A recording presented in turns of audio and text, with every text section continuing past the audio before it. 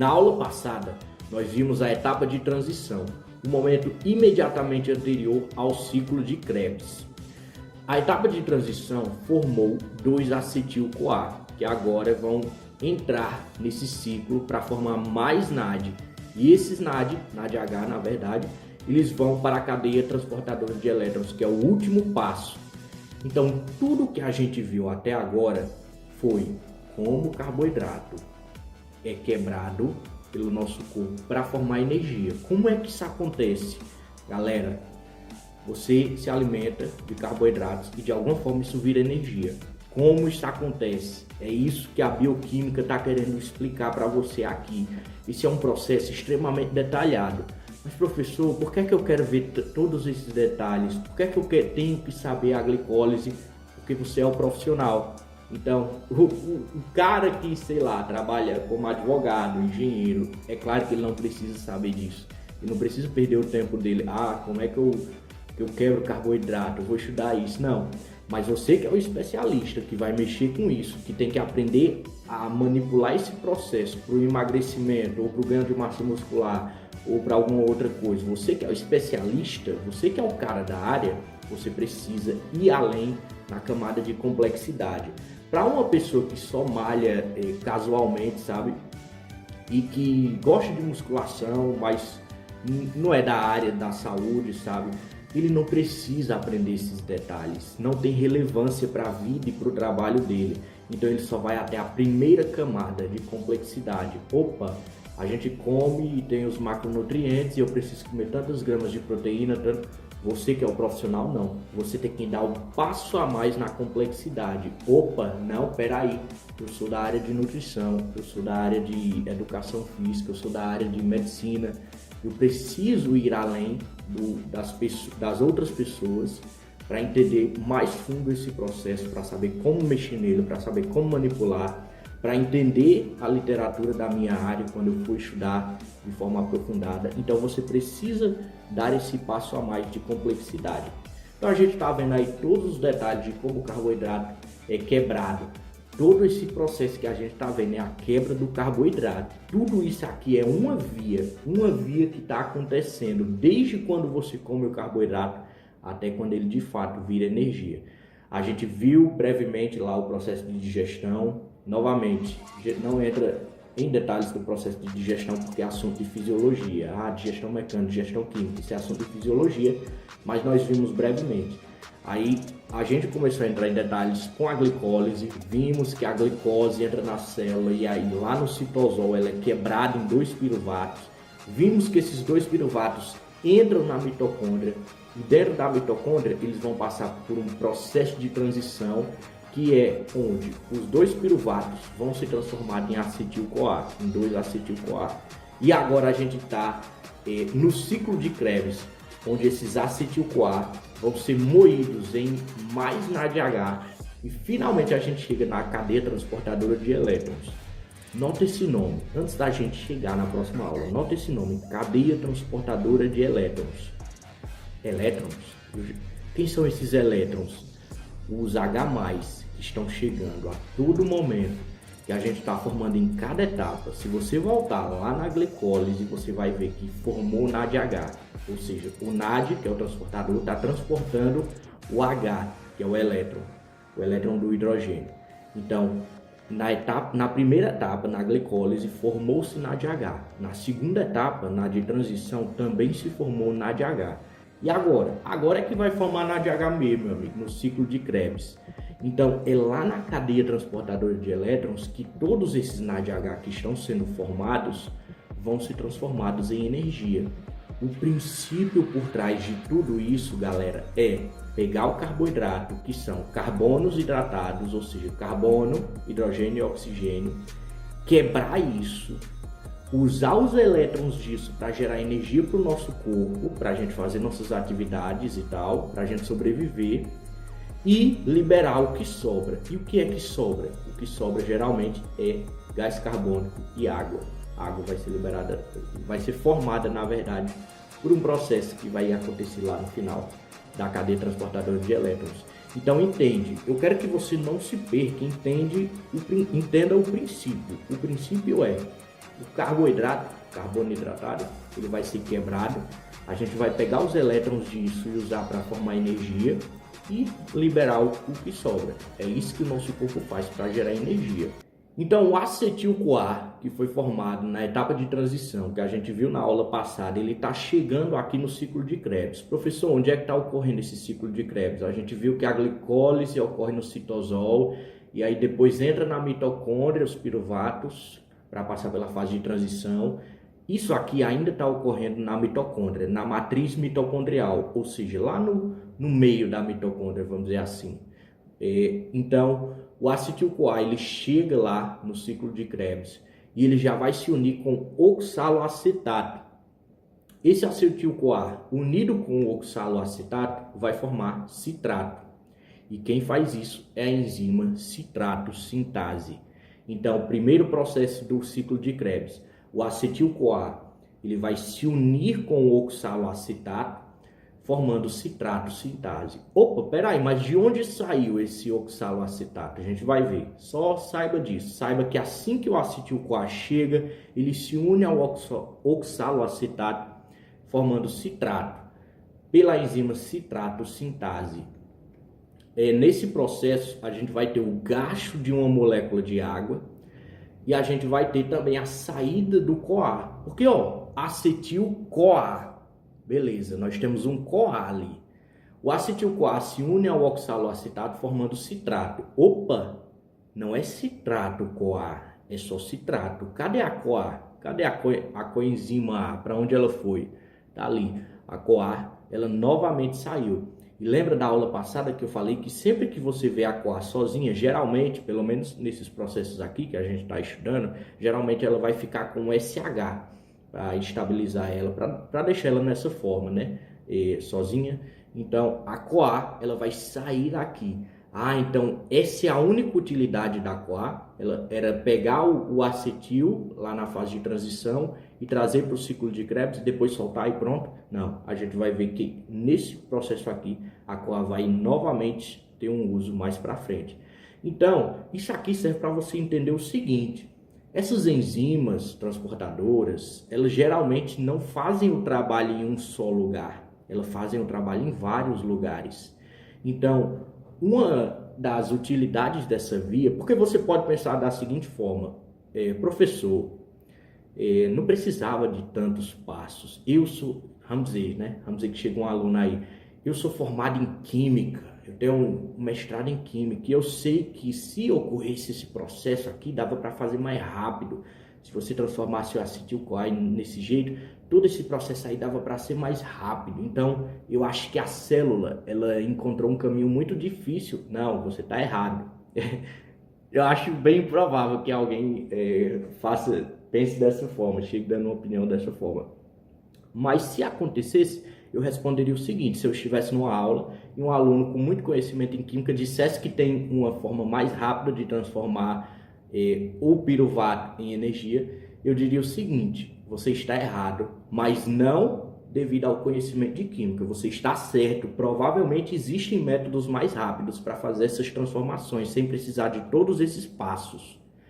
Só que essa forma é a mais otimizada para a vida. Como assim? Esses intermediários que a gente acha, citrato, oxaloacetato, a CoA saindo ali, esses caras que estão no meio do caminho, eles são usados por outras vias bioquímicas, olha aí. Então, não é como se todo esse processo fosse um conjunto de etapas inúteis só para chegar em um único produto.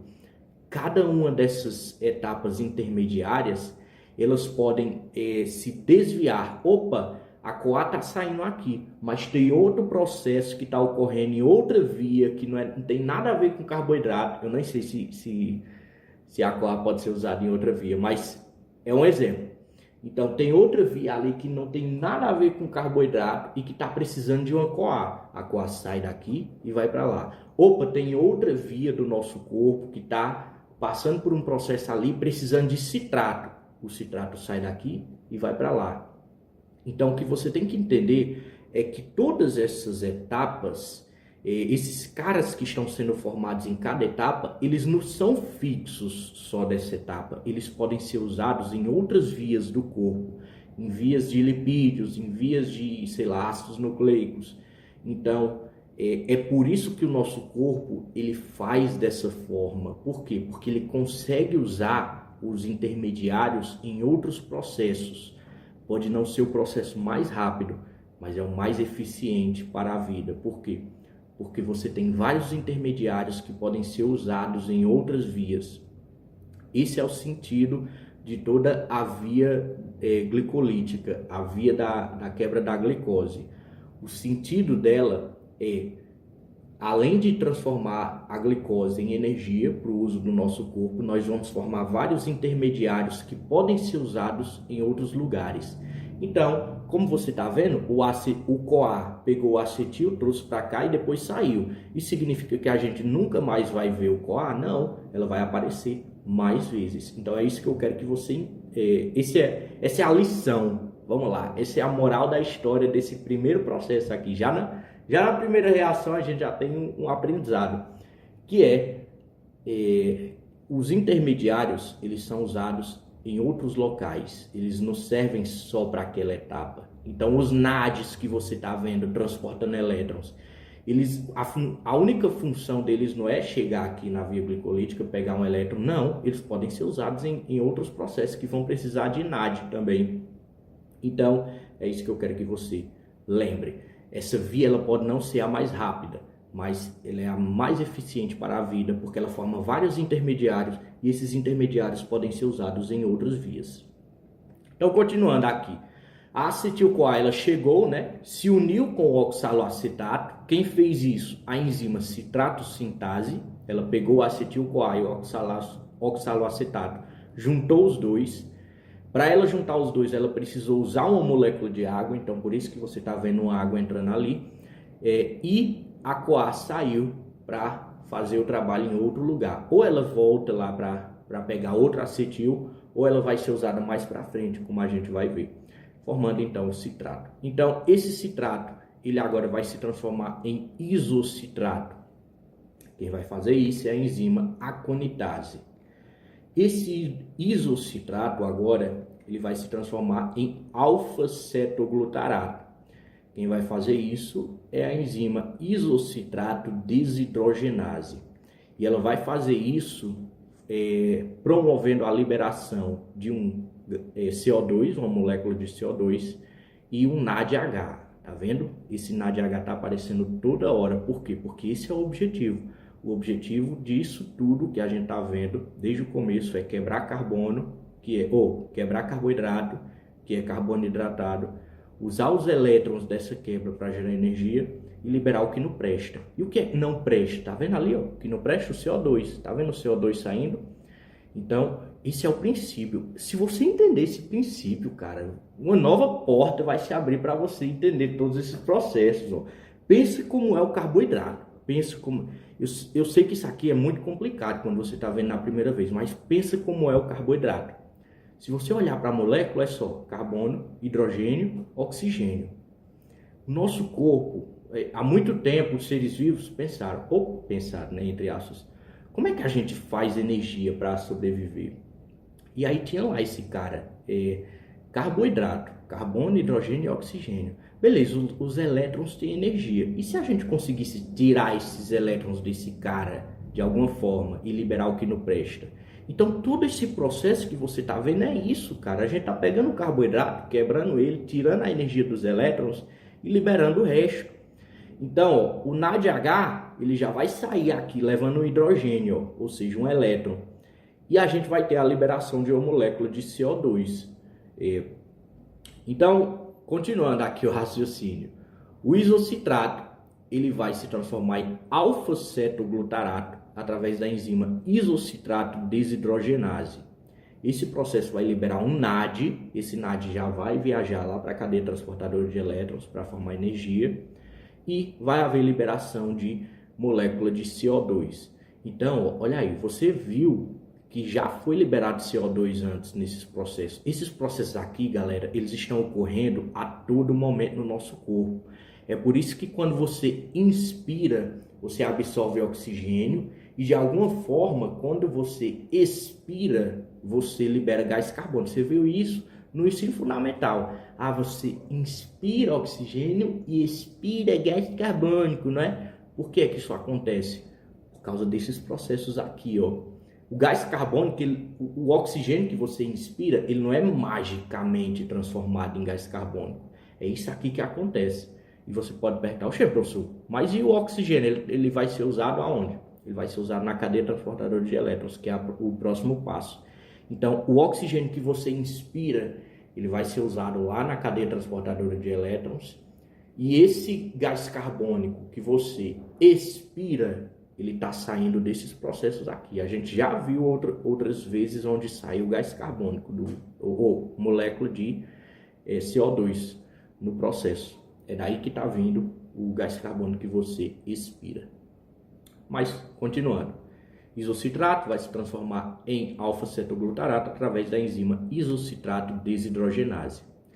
Esse alfa-cetoglutarato ele vai ser transformado em succinil-CoA.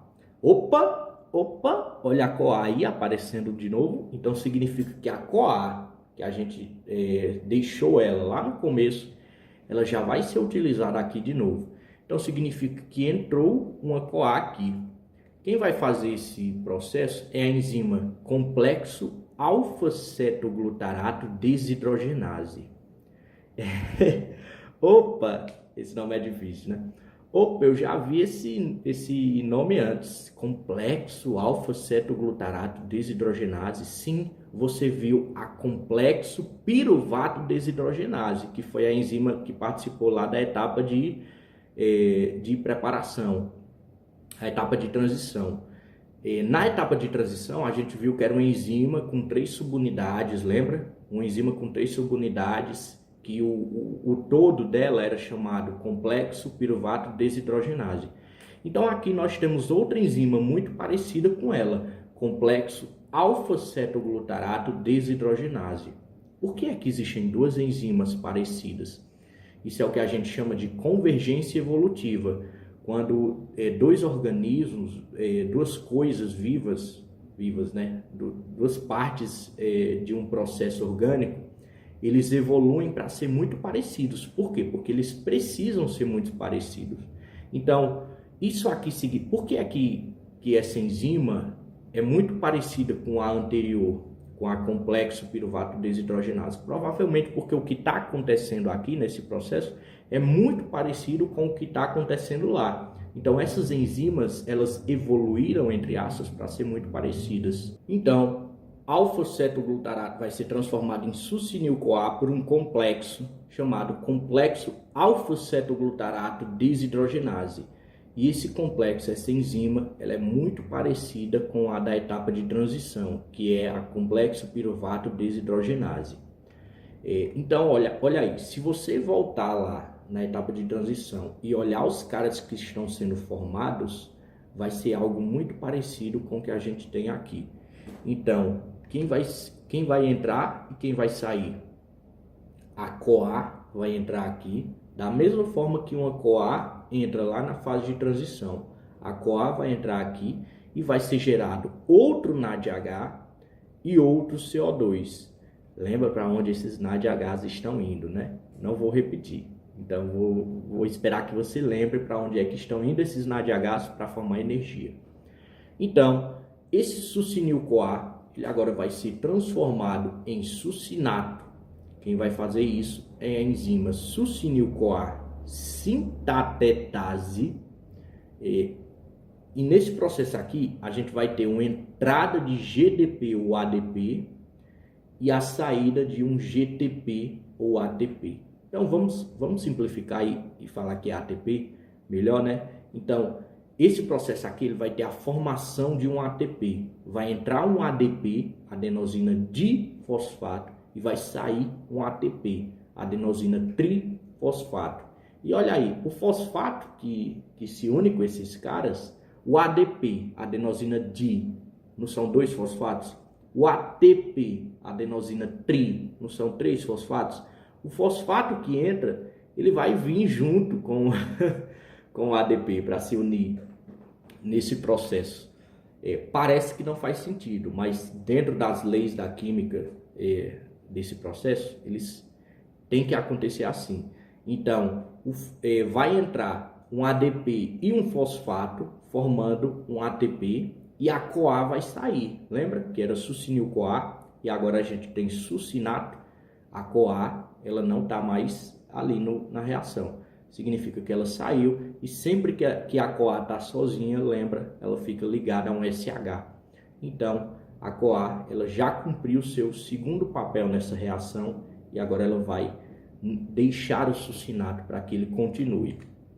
Esse succinato, ele vai ser transformado em fumarato através da enzima succinato desidrogenase, e vai haver a liberação de um FADH2, outro transportador de elétrons. Tanto o NAD quanto o FAD, eles são transportadores de elétrons. Então, esse FAD aqui, olha aí, ele está levando elétrons. E lembra, se ele está levando elétrons, ele está levando lá para aquele lugar para ser transformado em energia, que é o último passo de todo esse processo. Esse fumarato, ele vai ser transformado em malato através da enzima fumarase. Esse processo ele vai utilizar uma molécula de água e finalmente esse malato vai ser transformado em oxaloacetato pela enzima malato desidrogenase, e vai haver a liberação de outro NADH que está indo para onde? Você sabe, né? Para onde ele está indo. E é assim que a gente tem a formação do nosso oxaloacetato, que se uniu com o acetil-CoA lá no começo da reação. Então, olha aí, para cada acetil-CoA que entra, esse acetil-CoA vai resultar no oxaloacetato no final, e o oxaloacetato vai se unir com o acetil-CoA e novamente entrar no processo e formar outro oxaloacetato. Então, o oxaloacetato, ele não se consome no processo. Ele começa a se unir ao acetil-CoA, mas depois que o processo dá a volta no ciclo de Krebs, nós temos novamente o nosso oxaloacetato para novamente se unir a outra acetil-CoA que está chegando e repetir esse processo. Então, é um processo cíclico, o ciclo de Krebs. Está chegando o acetil-CoA para se unir com o oxaloacetato. E depois de todos esses processos, o oxaloacetato é formado novamente para se unir com outra acetil-CoA e assim repetir. E ao longo da cadeia, olha aí, se você olhar agora para a cadeia, agora que nós temos tudo preenchido, bonitinho, você vai ver que nós estamos formando muito NADH. E nós temos até o FADH2 ali. E lembra também que está chegando 2-acetil-CoA. Por que está chegando 2-acetil-CoA? Porque a glicose ela foi quebrada em 2 piruvatos, que formou 2-acetil-CoA. Então, por isso, tudo que está acontecendo aqui está dobrado. Então, cada NADH desse, na verdade, é 2 NADH. Então, é muito elétron que está indo lá para a cadeia transportadora de elétrons para gerar energia. Então, esse é o objetivo do ciclo de Krebs. Pegar esse acetil-CoA, moer ele, liberando CO2 no processo e vários NADH que vão ser usados para gerar energia. E nós temos a formação desse oxaloacetato sempre para ser utilizado de novo no ciclo. E agora nós temos o nosso saldo aí. Se você contar, nós vamos ter 3 NADH, um FADH, um ATP ou GTP, né?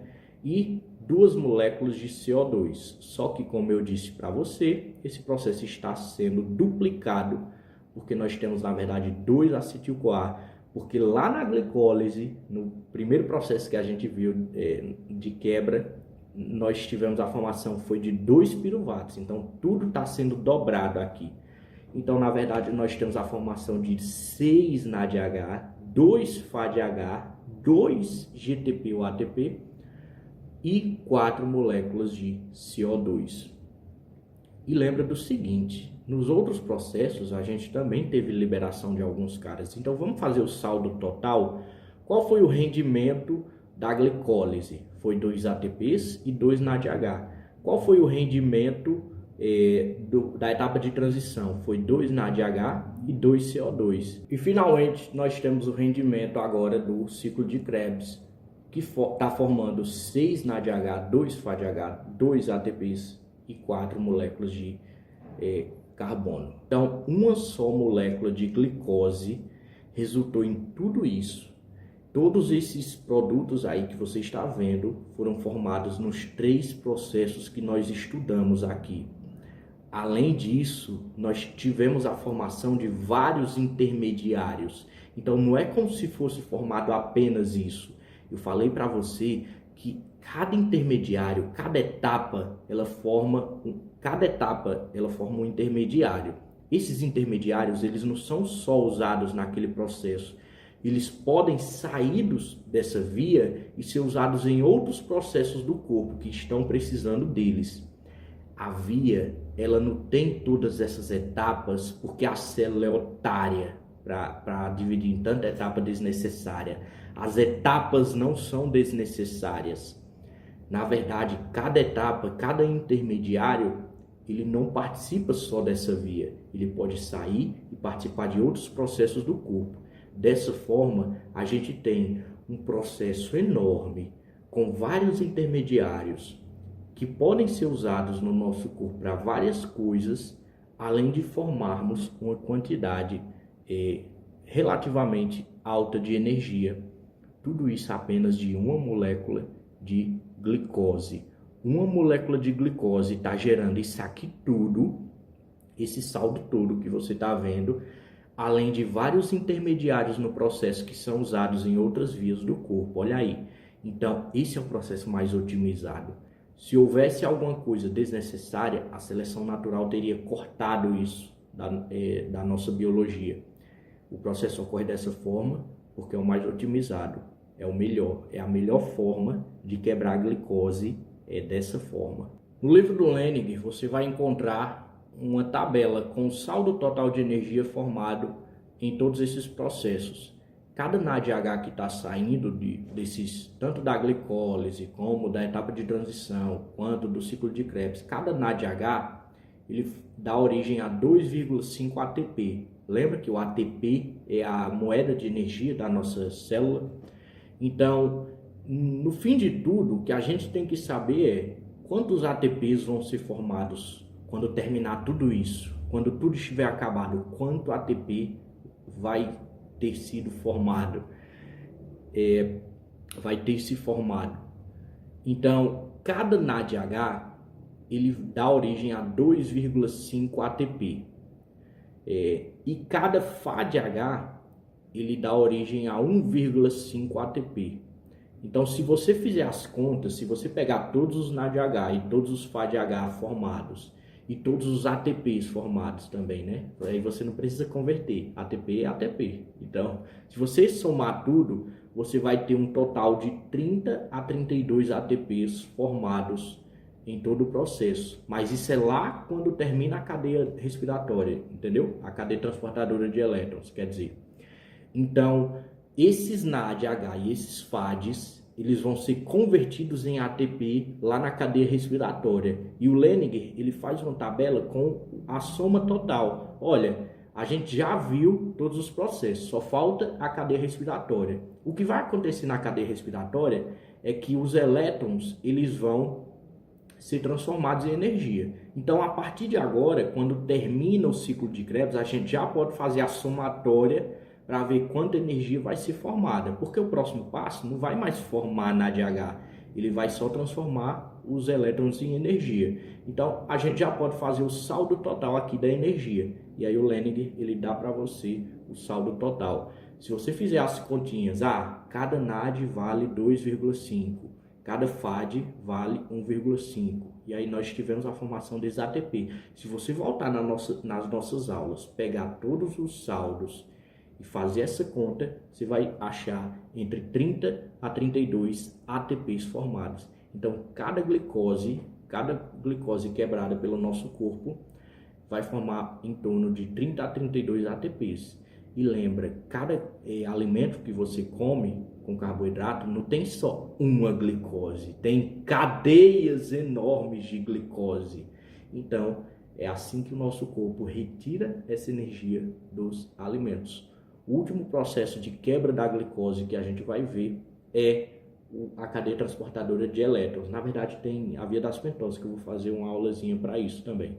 Depois que a gente terminar a cadeia transportadora de elétrons, vamos ver também como é o processo inverso, ou seja, a gliconeogênese, e como o nosso corpo armazena carboidratos. Glicogeneogênese, porque o nosso corpo ele armazena carboidrato na forma de glicogênio. Porém, antes de terminar essa aula, a gente precisa ver como esse processo é regulado, como o ciclo de Krebs ele é regulado, como é que você mexe nele.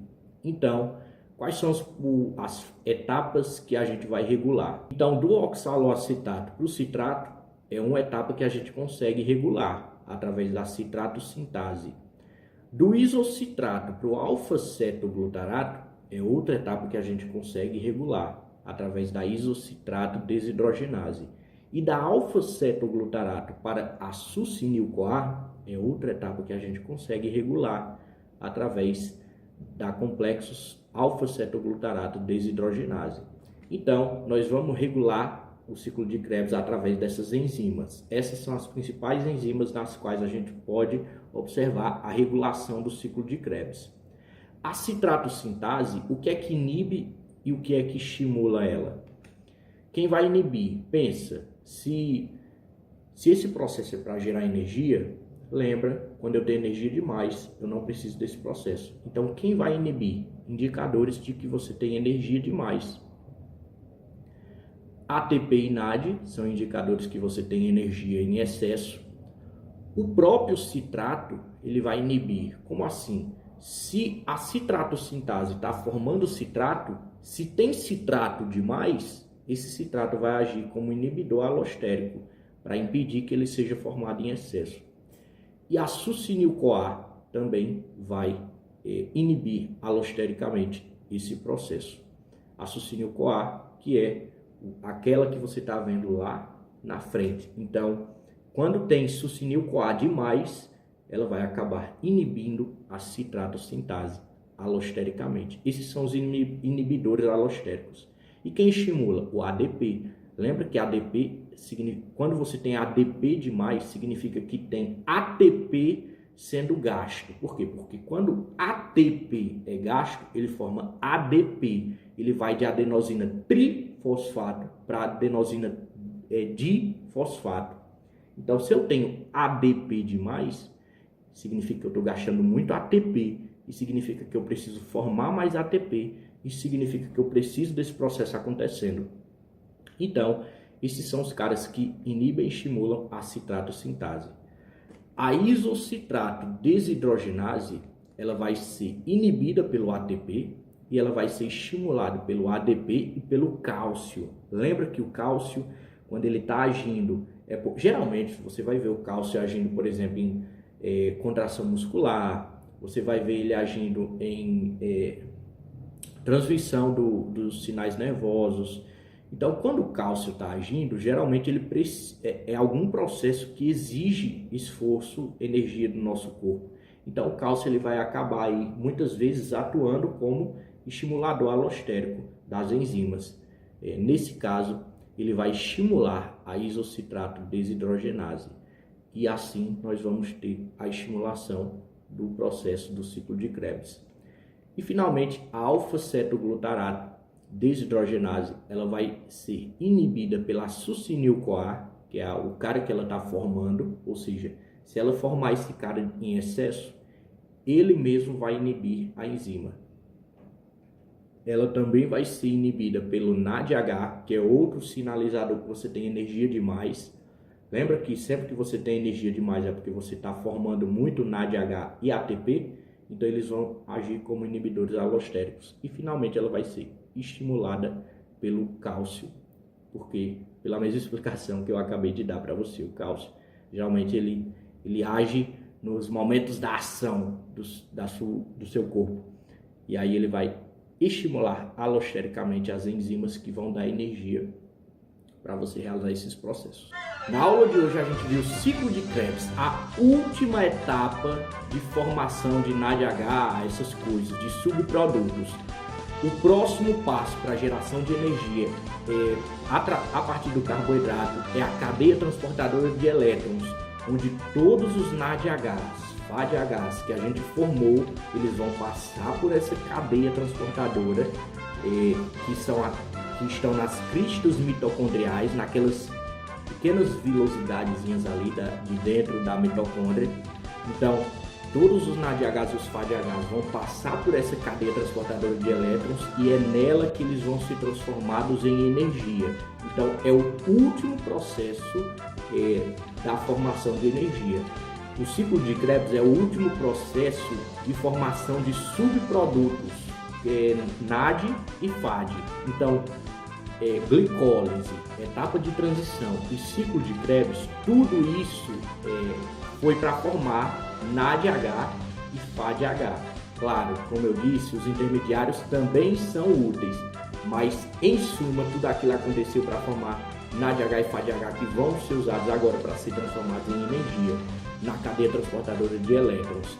Uma vez finalizada a cadeia transportadora de elétrons, a gente vai partir para outros processos. A gente já vai ter terminado o metabolismo de quebra dos carboidratos e poderemos passar para outros processos na nossa jornada aí para aprender bioquímica.